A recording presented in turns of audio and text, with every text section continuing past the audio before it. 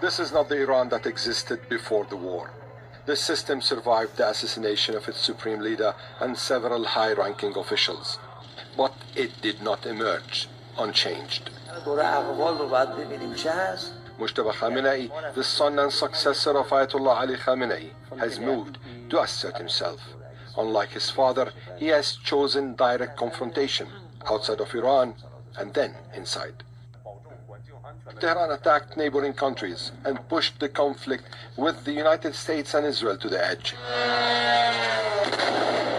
Washington did not achieve regime change, but it may have helped produce change inside the system.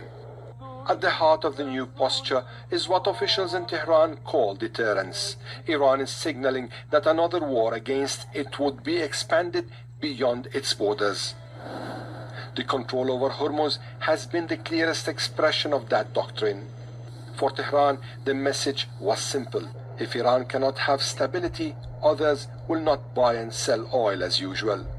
The confrontation with the US and talks to end the war have become a tit-for-tat contest, each side testing the other without knowing where the red lines lies.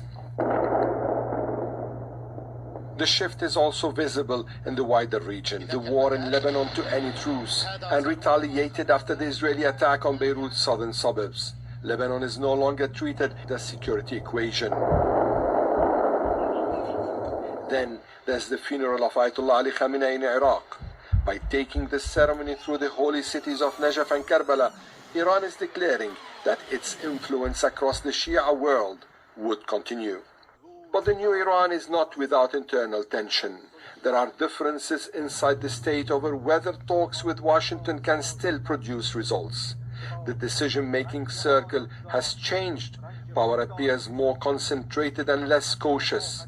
Yet the country still faces sanctions, economic pressure, public fatigue that could reignite mass protests and aftermath of the war. The post-Khamenei era is taking shape under fire. More assertive, more regional, more willing to escalate, but also more exposed. What is visible now may be less a settled doctrine than a series of acts of defiance by a new leader trying to prove authority.